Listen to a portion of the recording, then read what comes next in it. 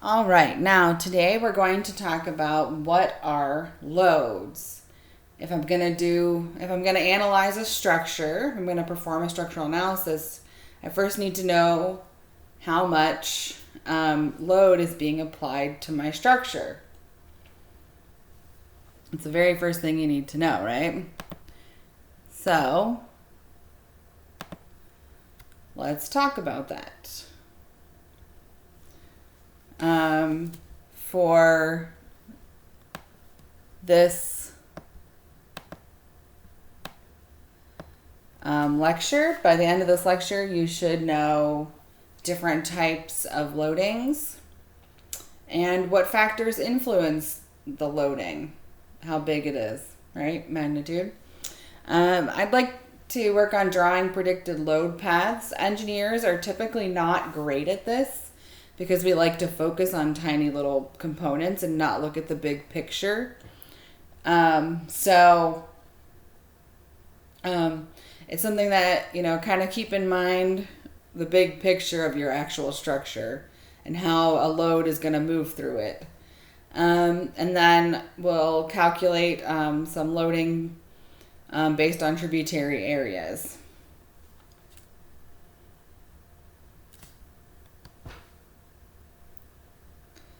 So what is a load? Going back to my dictionary, a load is a weight or pressure borne by something or someone.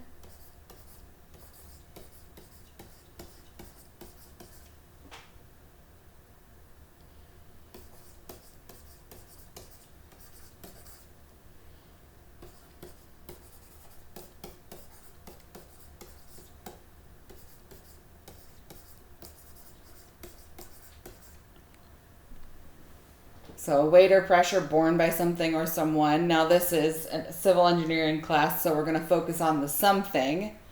If you want to focus on loads being carried by people, go over to psychology and how they deal with them, right?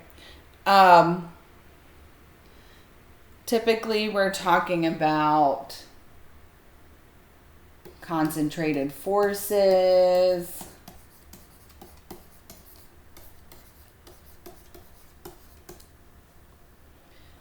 a distributed load over a line or an area,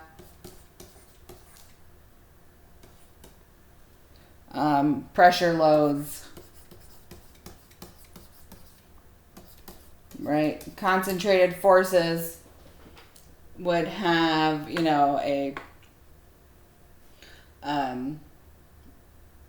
would have units of force, so a pound or a newton. Distributed loads, if we're talking about like a linearly distributed load, you're talking about a pound per foot, newtons per meter. Pressure loads, KSI, PSI, pounds per square inch, or a Pascal if we're in SI units. So concentrated forces, distributed loads, pressure loads. That's what we're talking about when we're talking about loads on a structure.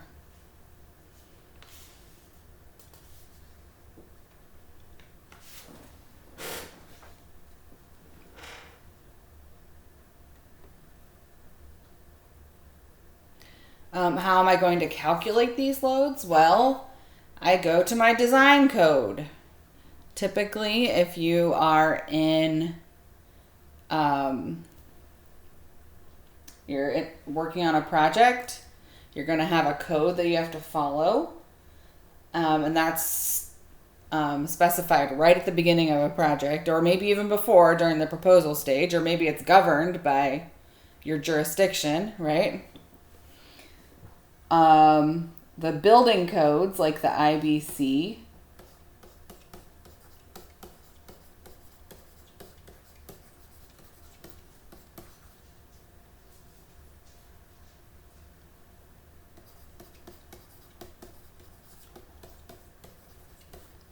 the International Building Code, often governs, or you could have local or state codes.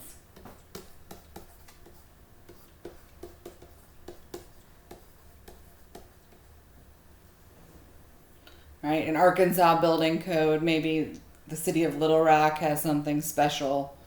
They're going to tell you what to do in terms of determining your loads. Generally, they will say, look at ASCE 7. That's the American Society of Civil Engineers, Book 7, which is the minimum design loads for buildings and other structures.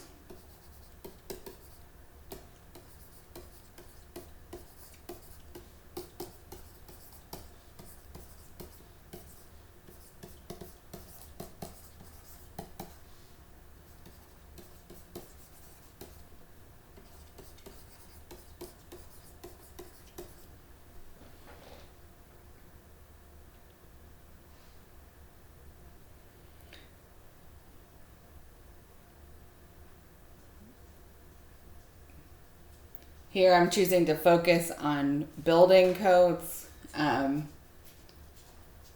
International Building Code, which references ASCE 7. If you're talking about like a nuclear facility, you're going to go to ASCE 4, which is design loads for nuclear facilities. If you're designing a bridge, you're going to go to AASHTO, which, AASHTO, which is for transportation and highway, governs their types of loading. So there's multiple codes, just your project is going to specify what you're going to use, right?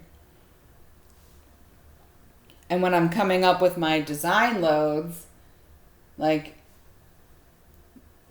the IBC or the ASCE 7 or AASHTO and all those give you guidance on individual types of loadings, and then you put them together in a combination. So when I'm designing according to a load, I calculate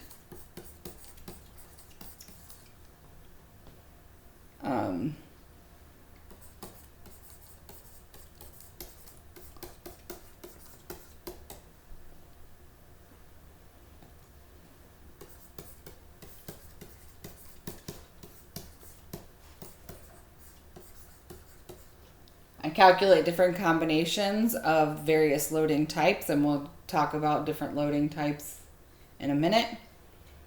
And then I take the maximum or the envelope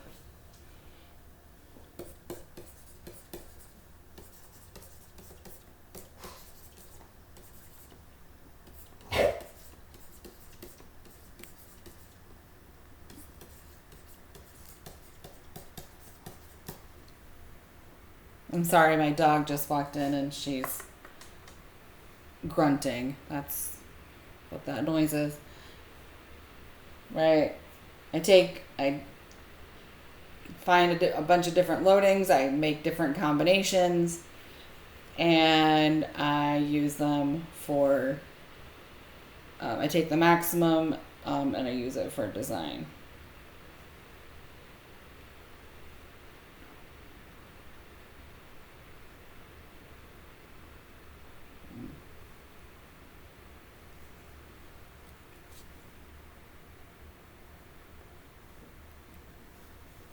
So what are the different types of loads that we have on a structure?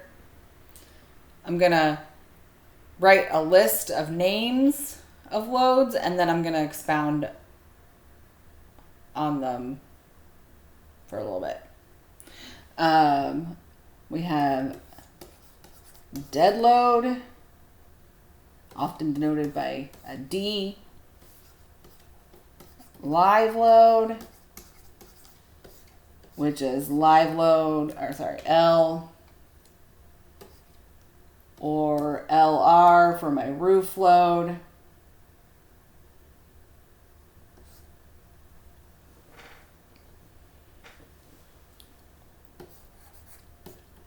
wind load, W.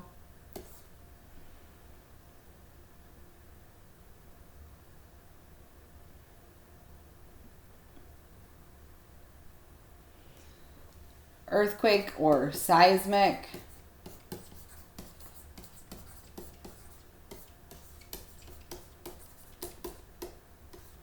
Denoted with an E.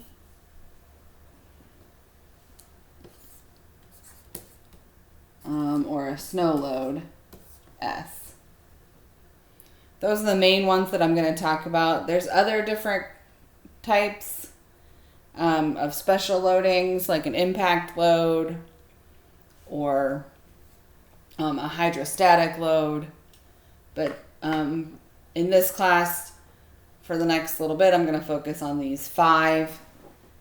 And generally in classes, like in steel design or in concrete design, we focus on the dead and live combinations. We don't look at the other combinations because we're talking about typically about gravity loads, and the others have lateral components to them.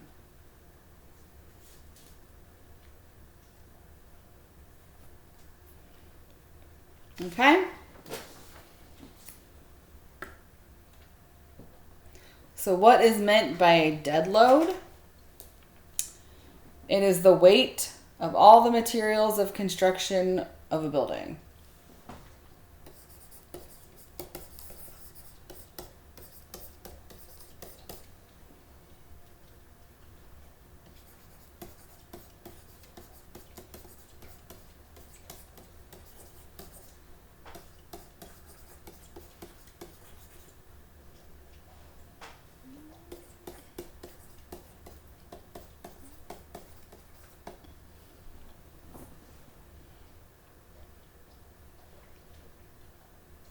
So the weight of all materials in your building. Your concrete slab, your steel beams, your metal joists. All of those things you get to add up together. These weights are dead. They do not move. They are permanent.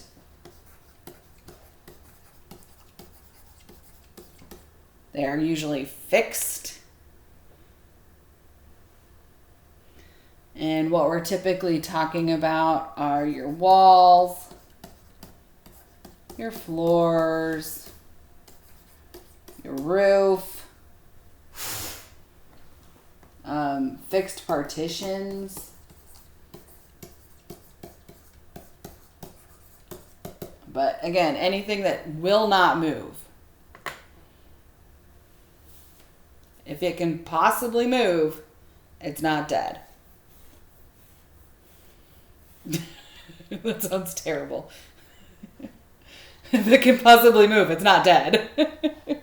You know, it's like the Monty Python, like, bring out your dead. I'm not dead yet. Oh, jeez. Anyway. So those are my dead loads.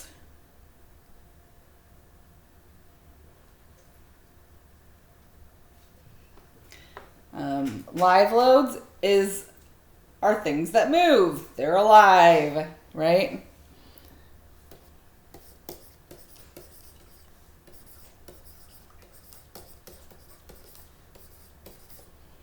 They're loads produced by the use and occupancy of the building.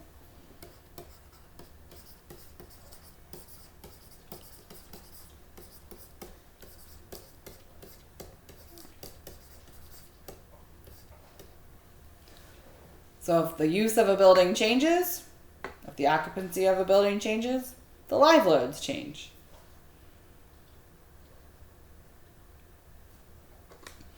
These are not environmental loads, however. They're not the wind, flooding. This is basically like, well, I'll say it in a minute, but so not environmental loads.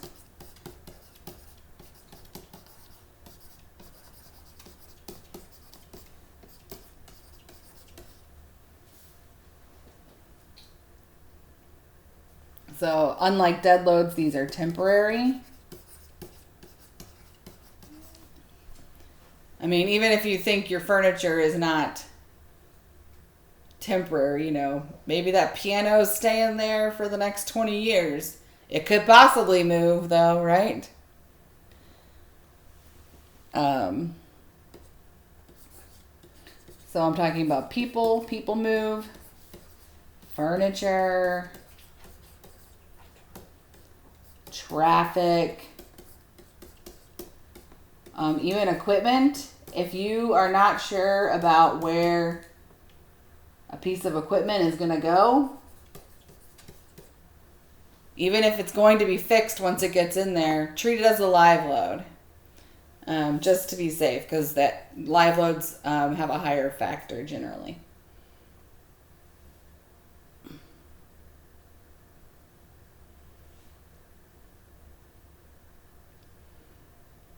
So anything that moves. You can see some example live loads.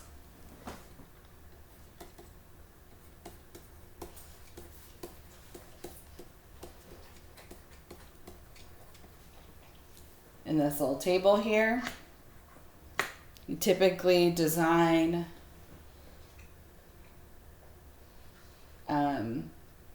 residential, like apartment buildings or houses, for about 40 PSF. Offices for about 50 PSF.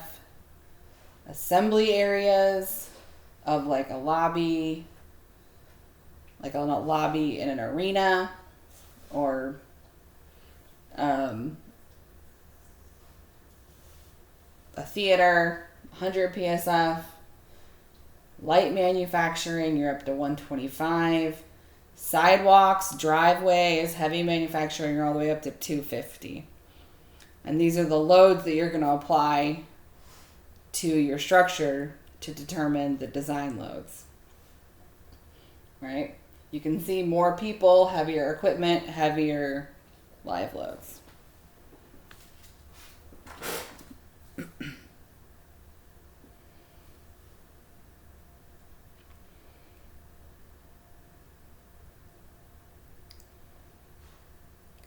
One day, I used to work at this place, Simpson, Gumpertz and Hager up in Boston.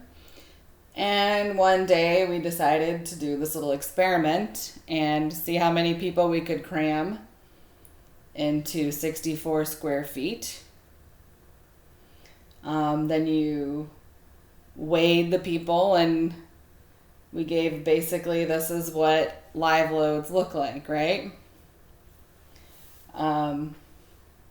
If you can't find me, I know where I am. I'm right there. In the purple. Yeah.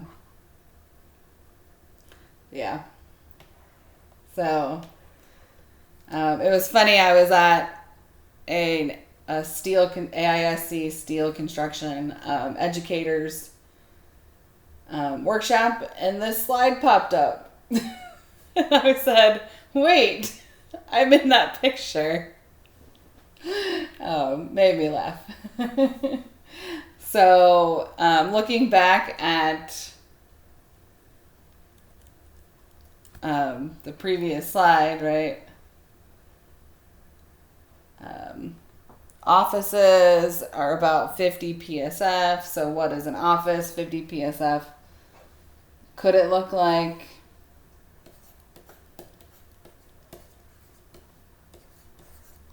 You know, here's photo 2. There's, 17 people. Now, granted, an office could also have furniture and other things. So maybe some of those people are actually furniture, not people. Because that's a really crowded office. I don't think I'd get anything done.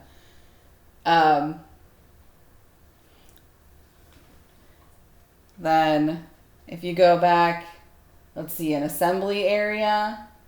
The lobby has like 100 PSF. And here we have about 93.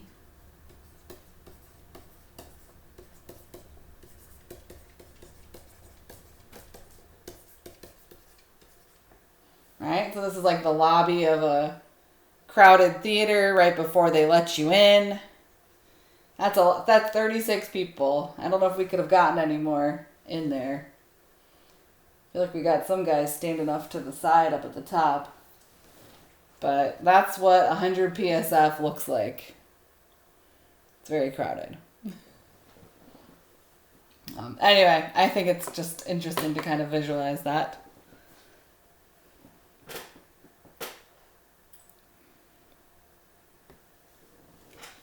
So live loads depend on the building use and occupancy, and the building occupancy will also have an effect on the loads that you calculate for your design. If you look at our different categories, category 1, we have a building that represents a low hazard to life. Talking like an example would be an agricultural facility, right? Something really big and open and empty. Minor storage facilities.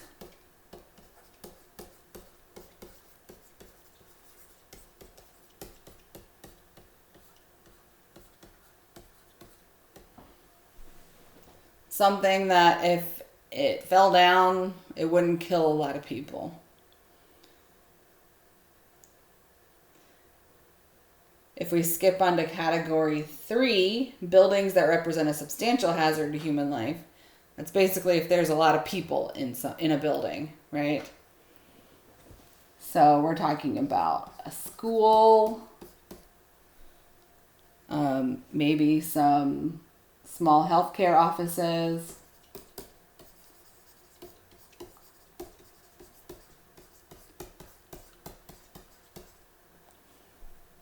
jails, colleges. If this building fell down, a bunch of people would die.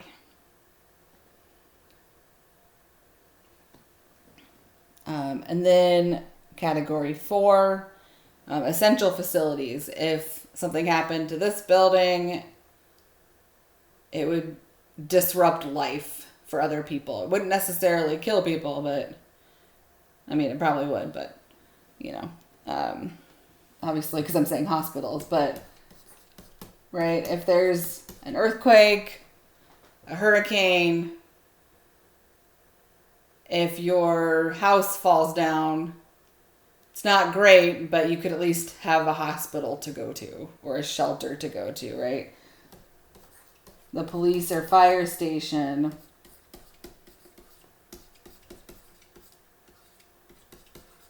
would be available. Let's see, hurricane or evacuation shelters.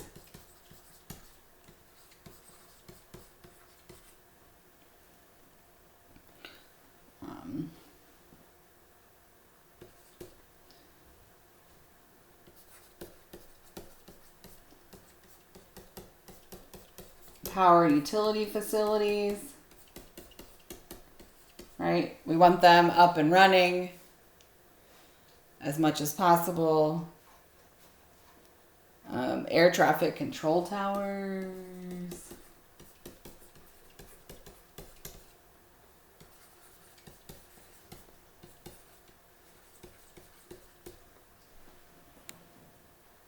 Water storage facility.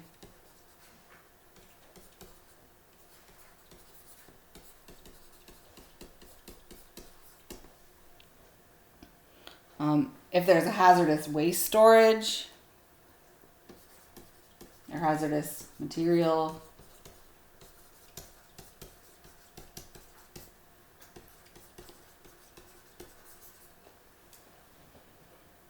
right? That if a building was storing hazardous material, you don't want it to fall down and release all that hazardous material. So category 3 is a bunch of people. Category 4 is you want them up and running in case of an emergency. All other buildings are category 2. So like your house, small apartment buildings, right? Something like that.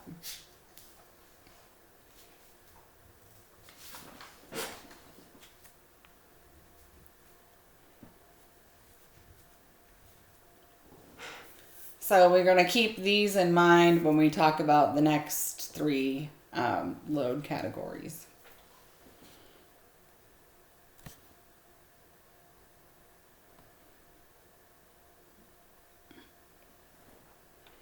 Wind loads. So for wind, seismic, and snow, I'm going to present a procedure that's available in ASCE 7. Not going to go into a lot of details. These equations are not things you have to know, memorize. They're being used for illustrative purposes to help you better understand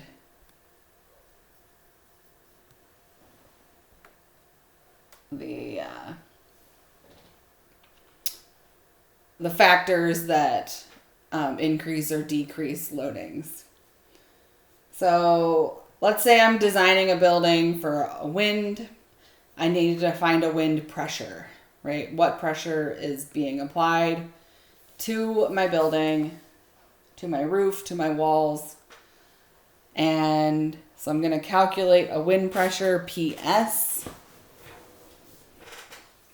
And PS is based off of three different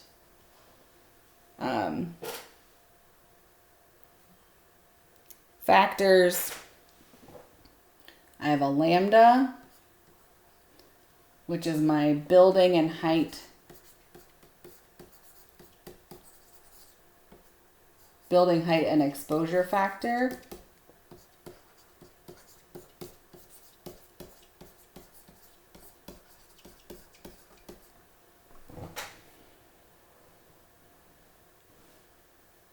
As you can guess, that would mean it's going to affect the height or the exposure of my building is going to affect my wind pressure. I, which is the importance factor.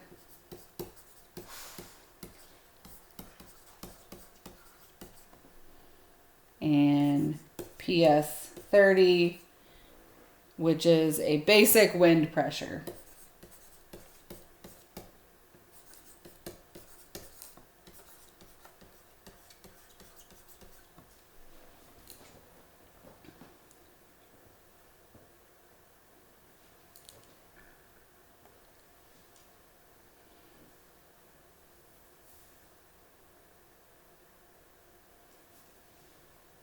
These are the three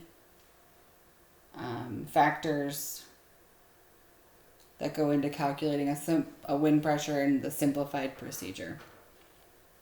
I'm going to look at each one of them. So going up here, I have my adjustment factor for building height and exposure.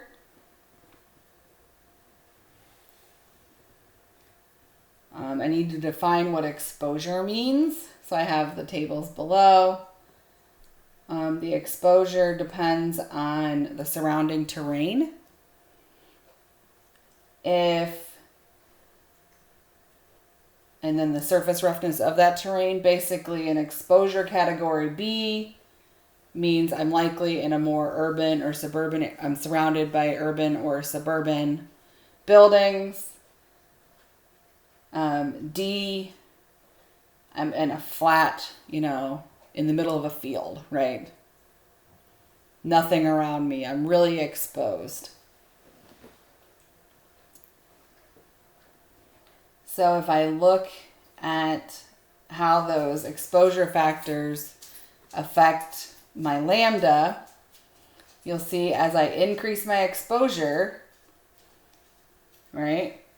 As I increase my exposure, lambda increases, right? That means I'm surrounded by nothing to block the wind. I'm probably going to get a lot higher winds, right? Out in the plains, you have much higher winds than in the middle of a city.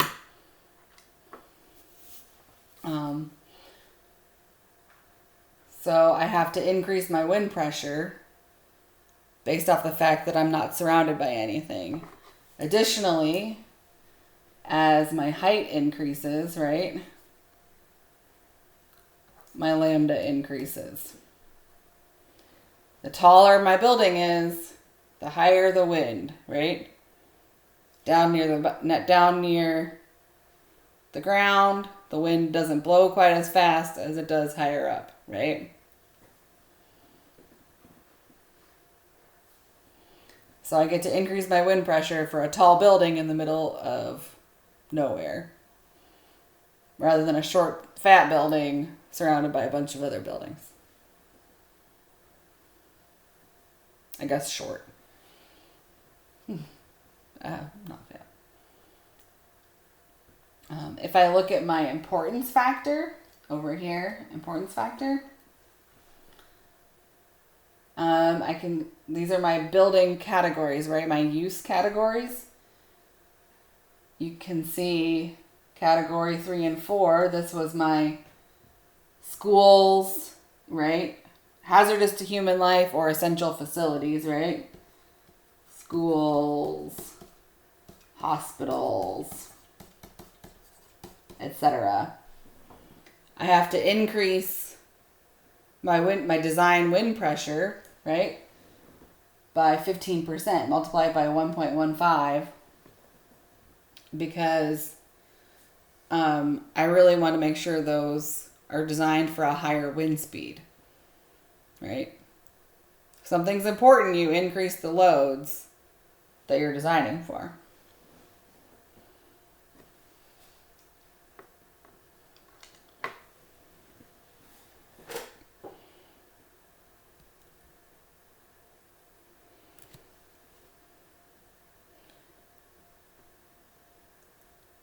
Now, if I'm looking at that design wind pressure,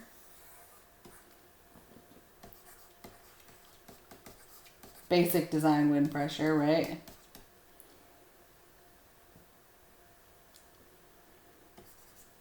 Basic wind pressure, sorry. Is that what I just called it last? Let me make sure. Basic wind pressure, yep. Basic.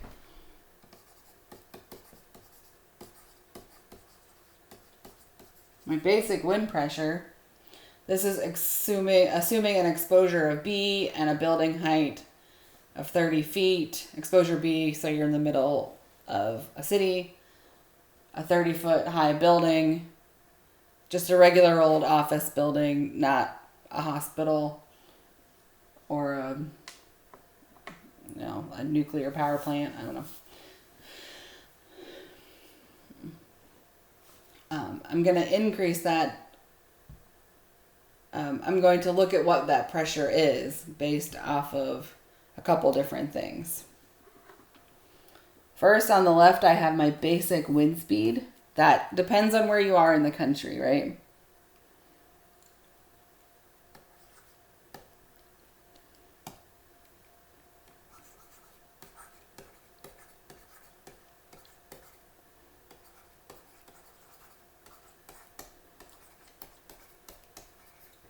Right? You're going to have higher wind speeds in different parts of the country. And these are like, they've gone out and tested and designed. They're like, this is our basic wind speed that we need to design for. Right? So this is just an example from ASCE 7. The tables can be much higher. And then it depends on my roof angle. And then these different horizontal and vertical pressures. It's kind of, I have the diagram here to kind of help. But basically, horizontally, if we go look here, right, if I have wind blowing this way, A, or if I have wind blowing this way,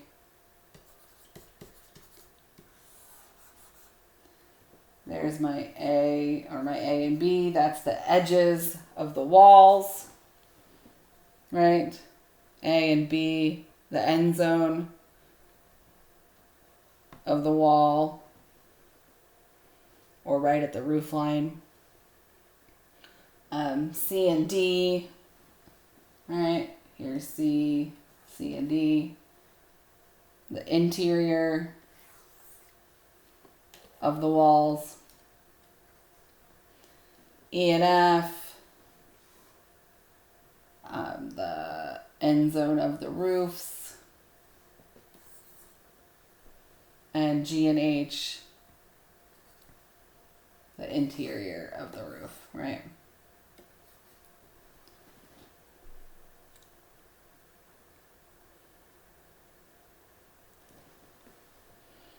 So let's look at the edge of your wall, 85-mile-an-hour basic wind speed with a flat roof, 11.54 or 11.5 PSF. If my basic wind speed increases to 90, obviously I'm going to increase my basic wind pressure. If I increase the pitch of my roof, you see it goes up and then it comes back down. I'm sure that's based off of a lot of research. But if I look at the edge versus, right, a flat roof, 85-mile-an-hour wind speed, the edge has 11.5%, 11.5 PSF, whereas the interior has 7.6 PSF. So just the edge, right? Think about it, you have like really quick winds coming around the edge, but generally it's in the middle of your wall. It's going to be lower. And you can see the same thing for up at the roof. You'll notice, right, the up near the roof, B and D, and then all of the many of the pressures, actually not all of them, but the vertical pressures on the roof, negative, right? Negative means uplift.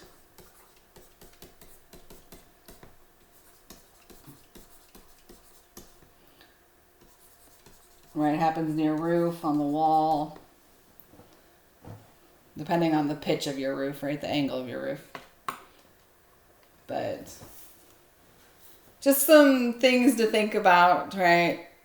Obviously, higher basic wind speed. You're going to have a higher wind pressure to design.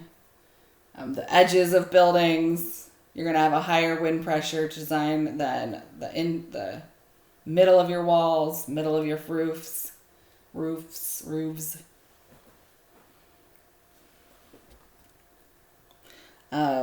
So my last thing about winds is, how do we find the wind speed?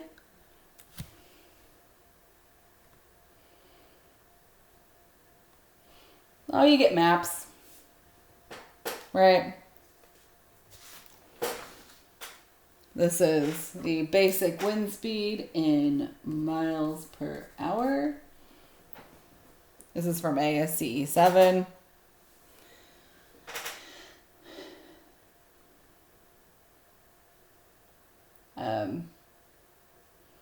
We're looking at the numbers not in parentheses, right? In parentheses is meters per second. You see the interior of the country, your basic wind speed is 90 miles an hour. Then you get towards the coasts and you get up to like 130. Down at Florida, you got 150. In New Orleans, 150. So what you'll notice is it's higher on the coasts because you're likely helping design for hurricanes, right? Interior of the country, you don't get hurricanes. Now, interior of the country, you do get tornadoes. However, most buildings are not designed to withstand a tornado. Tornadoes are so random that if you design for a building to stand up in a tornado, it would cost a lot of money, right? I mean, obviously tornado shelters are going to be designed for tornadoes, but when you're talking about just like a basic office building, that's not going to influence your design.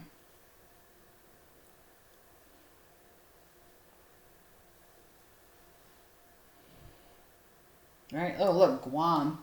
It's like 170 miles an hour. Yikes.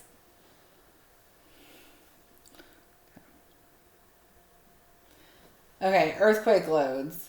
This is going to take a little bit, like I said, this has equations in it.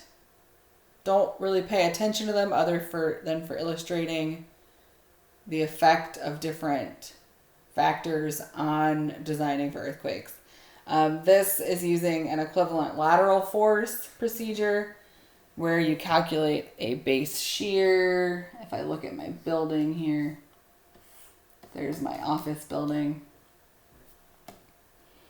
I basically use a bunch of different factors to calculate a base shear, which is the applied force at the base of my building, and then I apply that force vertically to the height of the building. That's all you really need to know for now. You're going to do this in senior design next year. But that's the gist of this. So if I look at my design base shear equation, V, my design base shear is based off C sub S, which is my seismic response modification factor. And it's based off of the weight W.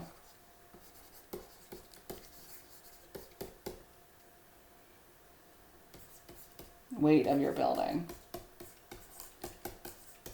Heavier building, gonna have a higher base shear. And that's your dead weight, service weight.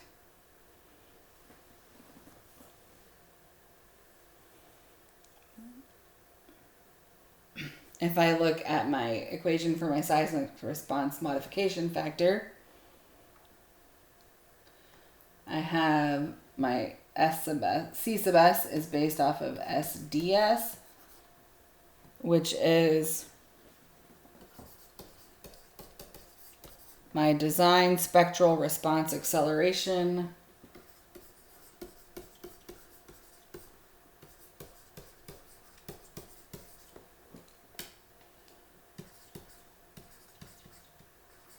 So we're talking about an acceleration. It's measured in G, right? Gravity. And it's for a short period range. That's what the S means.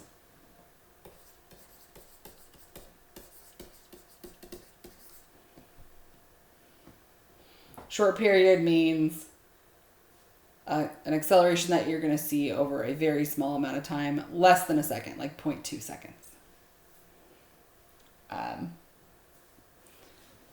We have an R factor, which is my response modification factor.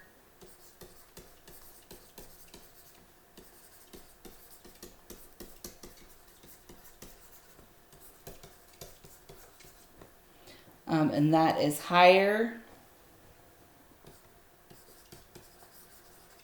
for buildings specifically designed for seismic resistance.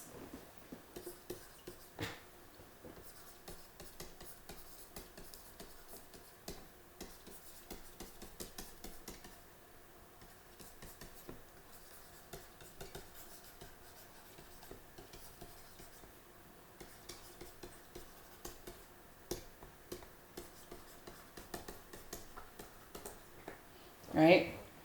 Because if I increase, hold on, I'll give you a second.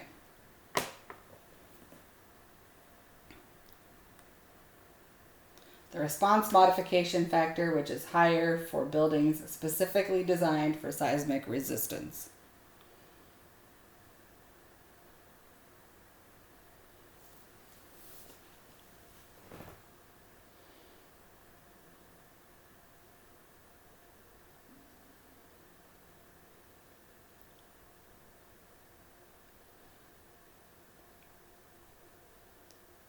So R you see is in the denominator of my C sub S factor. So if I increase my R, I decrease my C sub S, and then I decrease my design base shear, right?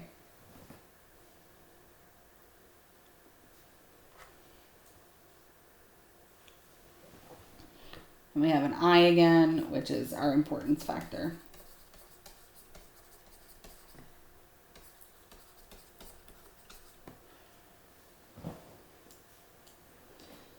which actually, it's right. See, if you write that out, it's SDS over R times I, right?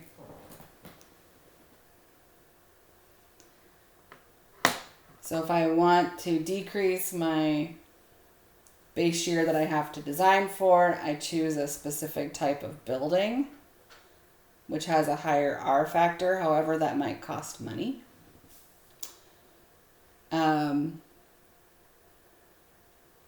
speaking of costing money, this is one of many procedures that is used for seismic design.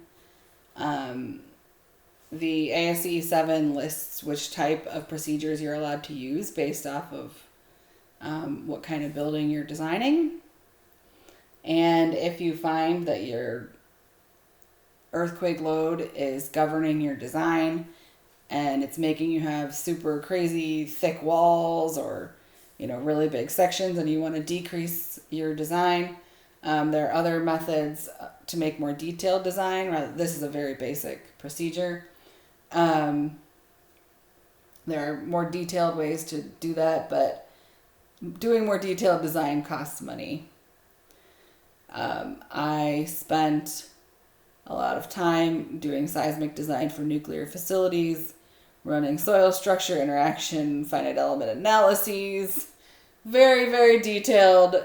Took months and months and months, probably years, to even get to here's our design.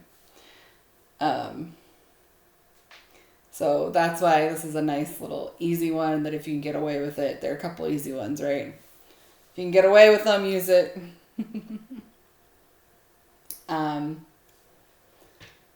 So let's see, we'll start with our importance factor I. You can see my seismic group, which is down here. Seismic group 1 is our building category occupancy 1 and 2, right? Big empty storage facilities, well, not big, but empty storage facilities or houses, office buildings. Seismic use group 1, so you don't have to increase, right? Because this I is going to increase your C sub S, which is going to increase your base shear. You don't have to increase anything, but here I have 2 and 3, right? 2 being like a school or a arena, something where if it fell down, a lot of people would die.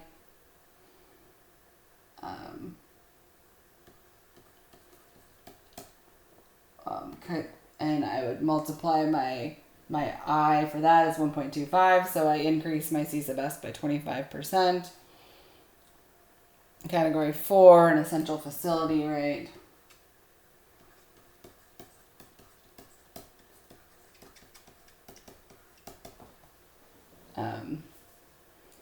My I is 1.5, so increased by 50%, right? My seismic response modification factor.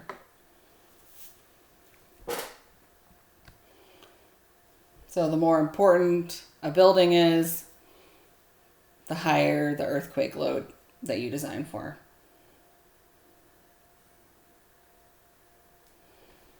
That SDS that I just talked about, that design spectral acceleration, is based off of, it's 2/3 FA, which is a site coefficient.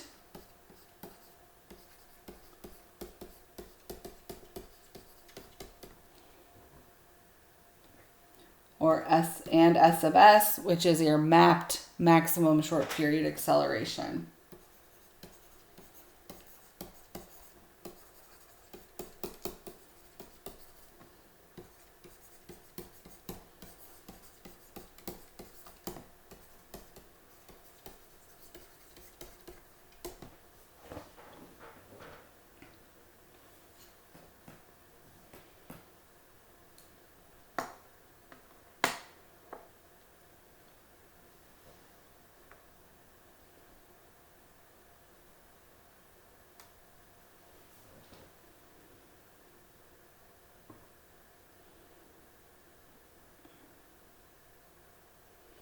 I'm going to start looking at my site coefficient right here. So this is based off of, this depends on your site class, which I have down here, what different site classes. And that means we're describing the soil that our building is built on, right? If we have a hard rock or a stiff soil, right, we have decreasing stiffness in this table as I go down, right?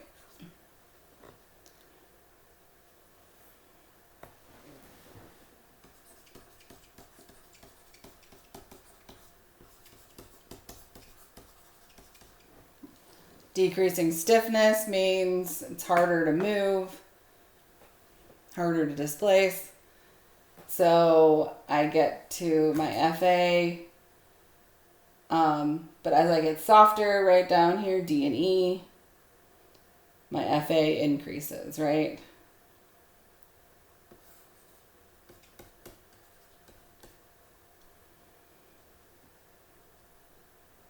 My FA increases with a softer soil typically. It also depends on your S sub S, but you can see the trend is generally, other than really high S sub S, that's probably when you get liquefaction. No, that's not true. So if I go back here, SDS is directly related to my C sub S, which is directly related to my design base shear. So if my FA increases, I have to design for a higher earthquake load. A softer soil means higher earthquake load, is what this basically boils down to. Stiffer soil, rock, less earthquake load.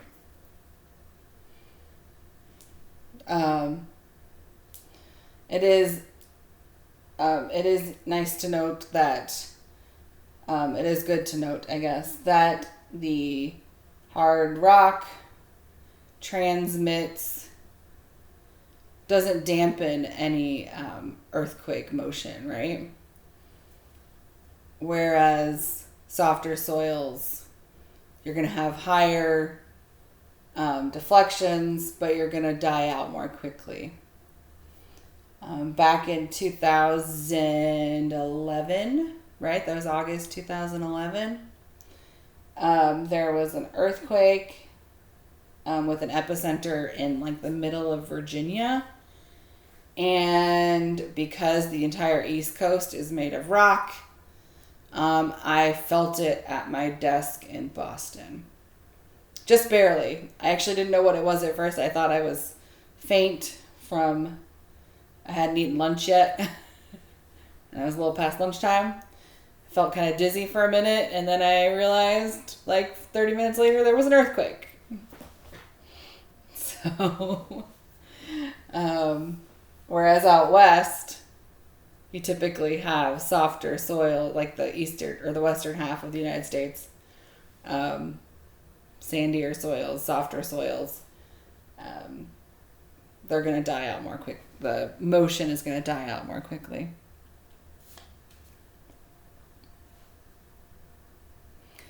So that's the effect of my site coefficient, right? Softer soil, higher earthquake load. I also have to look at my maximum acceleration. I get to bring up another map. You can go to the USGS. There's a lot of interactive tools to find these. I don't expect you to be able to read this map. This is your S sub S in percentage of gravity.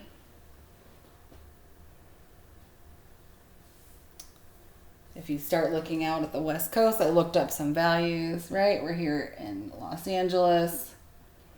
You're going to design for a short acceleration of 2.18 Gs. Right? You got the San Andreas Fault out there, shaking things up.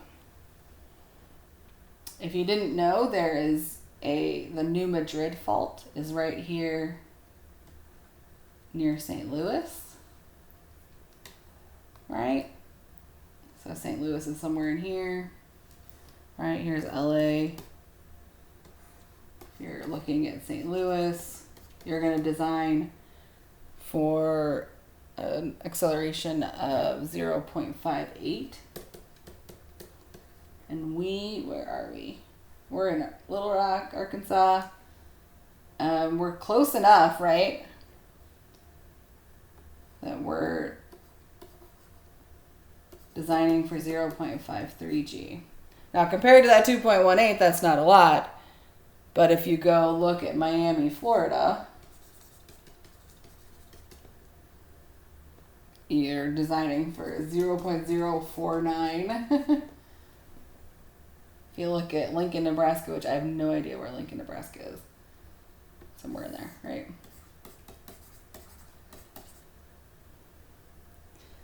I'm just trying to pick somewhere in the middle. 0.0. Oh, wait. Did I write that wrong?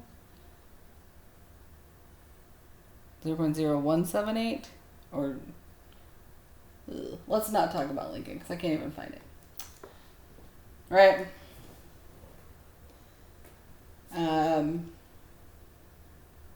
So this is basically a map since we started recording ground motions in like the late 1800s.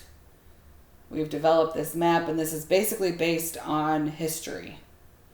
Every time there is a new earthquake, we have new data, we can update this map.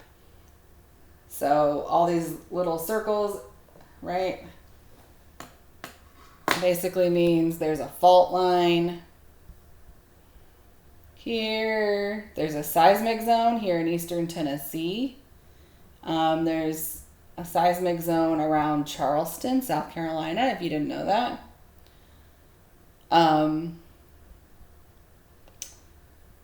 This map it always gets updated when there's a new earthquake. So I was designing a nuclear facility in the middle of Virginia, right near the epicenter of that 2011 earthquake. It basically meant we stopped designing while they updated our design ground motion. Yep. We basically stopped work like that month, that week. I don't know. I was like, well, gotta wait for the new design motion. So they're continually updating things, and that's why this is constantly being updated. Yep, that's why this looks the way it is. There's a new earthquake. Probably get a new little bubble, right?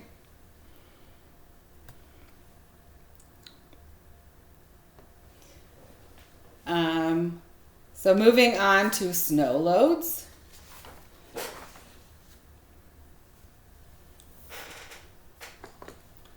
Here is again another simplified approach to calculating a snow, like here's a flat roof snow load, P sub F. And it's based off of these four things. I have C sub E, which is my exposure factor.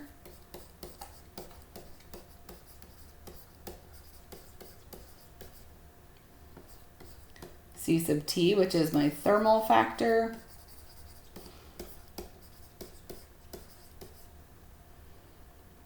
I, we still got that importance factor in there, right?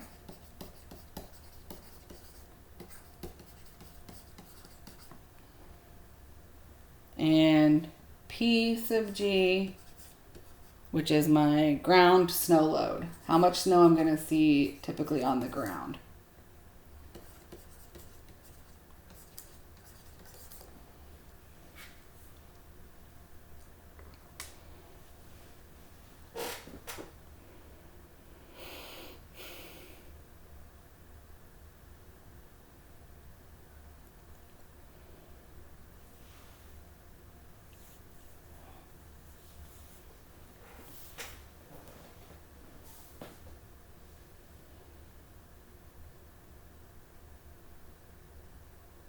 Okay?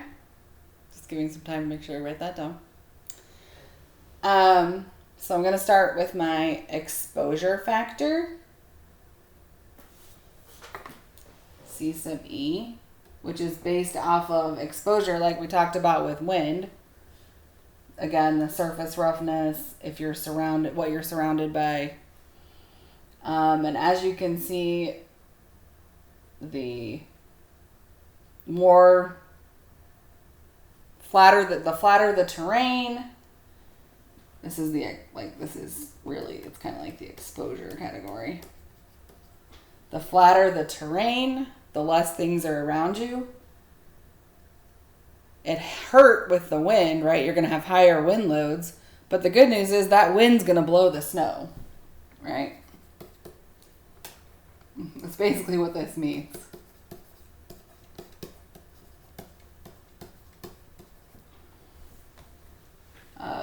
Right? As you increase your category, your exposure factor decreases.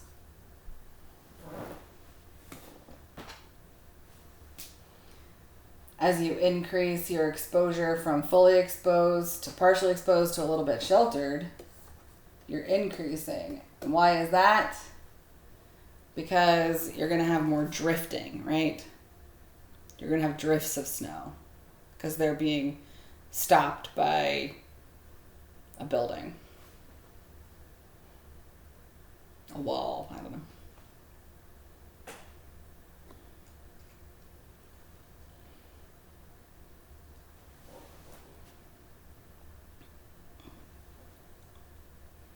If I look at my thermal factor, C sub T,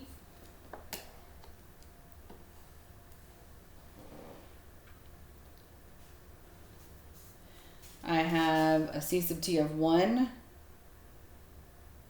Let's see. Let's go down to 1.2. Unheated structure, 1.2. So I'm increasing my load. Structure is kept just above freezing, 1.1. That means if we're in a heated structure, right? That's probably what this is.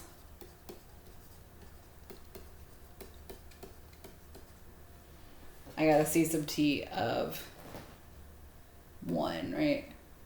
So basically, as I increase the heat within my structure, as I decrease the heat within my structure, I increase my thermal factor. Why? Because heat melts snow.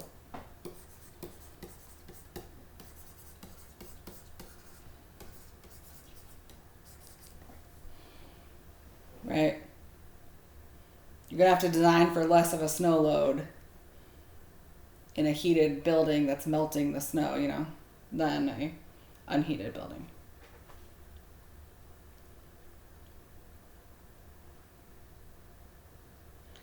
Similarly, our importance factor is going to increase as the importance of our structure increases, right? 1 for like an office building, 1.1 for a school or hospital, 1.2 for category 4, which is an essential facility, police station. Oh wait, did I say 1.1 for a hospital? Hospitals are essential. 1.1 for a school. Right? Increasing importance, increase that I. So you bump up the snow load that you design for.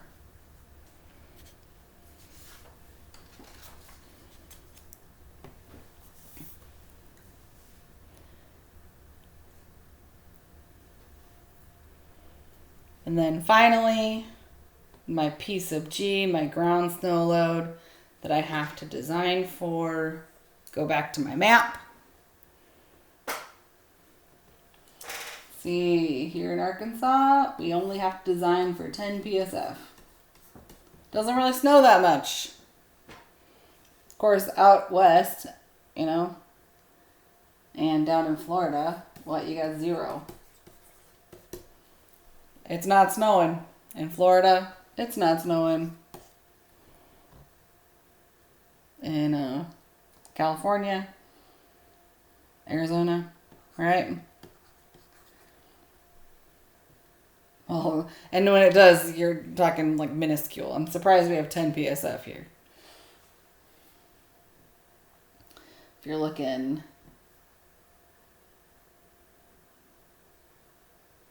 right, let's see, where am I picking? Somewhere in like Wyoming, we got 20 PSF. It's going to increase as we go across. In Minnesota, we got 60 PSF ground load of snow. Over in Maine, look, we got 100 PSF. So obviously, as you go further north, you're going to have to design for higher snow loads. I find it interesting as you go from west to east, you increase.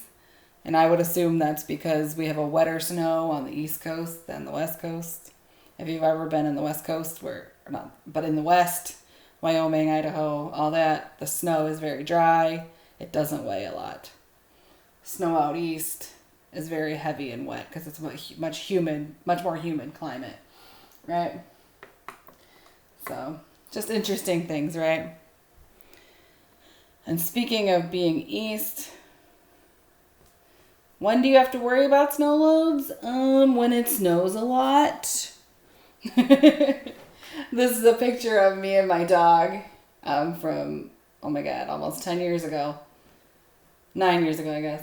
And this on the right is my front yard. This is when I lived in Boston. This is between the sidewalk and the street. It snowed 81 inches that year. We literally were running out of places to put the snow. We had my company was called by a bunch of schools to go out and check how much snow they had because they weren't generally designing their roof loads for this much snow. People were up on their roofs shoveling. But of course, this is 81 inches, and apparently in 2014, 2015, they had 25 more inches. They had 106. So, it's a lot of snow. This is not the typical snow we see in Arkansas, right? So those are all my different kinds of loads. Almost finished here. We're going to talk about what do I do once I calculate the individual loads, my dead, my live, right? My D, my dead, my live roof, my snow. There's rain, there's wind, earthquake. Yeah. I have to put them together in some kind of load combination because you're not going to only have your dead load, you're not only going to have your live load, you're going to have different combinations of loadings. And there's two different design approaches. LRFD, which is load and resistance factor design.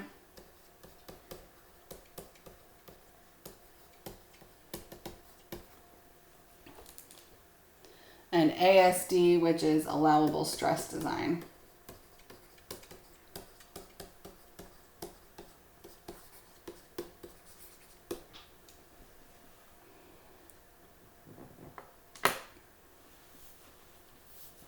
So LRFD and ASD, you may have heard of them before.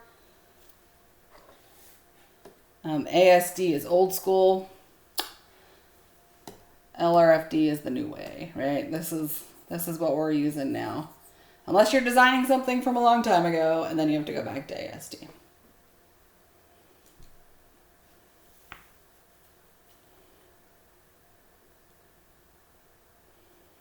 So what do you notice between the load combinations? This right here, right? This factor. If this is there's factors on all of these. Whereas there's no factors on ASD. I'm not factoring my loads generally for ASD. So if RU is my design load, this lambda is my load factor, that 1.2, 1.6, and this QI are my individual loadings, right?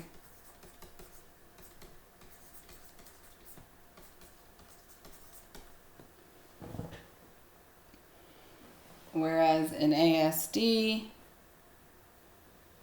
this is my design load. And you see there's one, right? There's typically no load factors.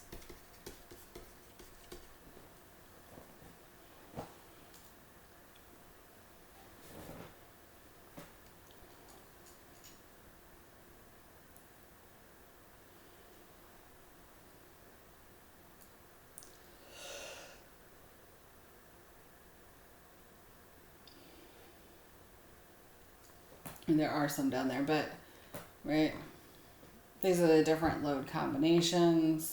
They're meant to represent different loadings. The ones with an LRFD, the loads with the 0.9, those are typically your uplift, right? You're decreasing your dead load so that your wind or your earthquake might actually lift up your building, or lift up, it's not going to lift up your building, but lift up the roof.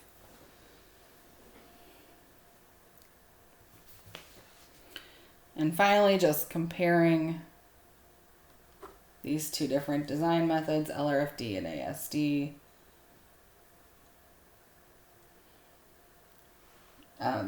If my RU is my design load,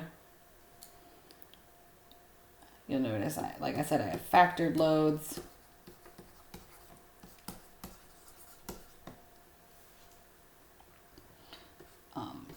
ASD, no factored loads, service loads only. Service means what you calculate as the actual load, not increasing it by a load factor. And then if this is my design load, and this RN is my resistance to that load, I multiply it by a phi factor, which is my resistance factor.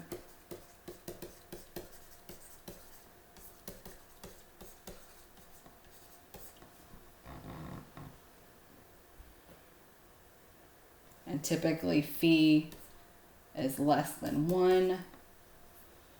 I calculate my resistance to a load, my capacity to take a load, and I decrease it. So I'm increasing my loads with my lambda, and I'm decreasing my resistance to the load with the phi. Whereas in ASD, we have, if this Rn is my resistance, we have a safety factor, omega. And omega, you probably would guess, is greater than 1 typically, because I'm dividing it, right? If you divide by something greater than 1, you decrease your resistance. But I don't do anything to my loads. So in having the load factors and the resistance factors, I get to play a little bit, get a little more nuanced in there. Whereas the safety factor is just like, oh, divide it by 1.2, right? Divide it by 2, divide it by 3. Not really 3, but so ASD is typically more conservative.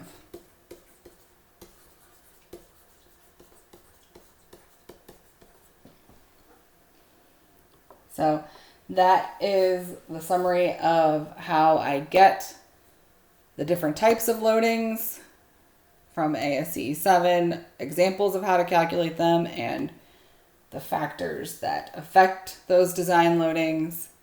We're not going to be calculating a ton. We're not going to be cracking open ASCE 7 too much, but I wanted to have you expose you to them because you're going to use them next in senior design and eventually when you go out in the real world, right? If you haven't been using them already.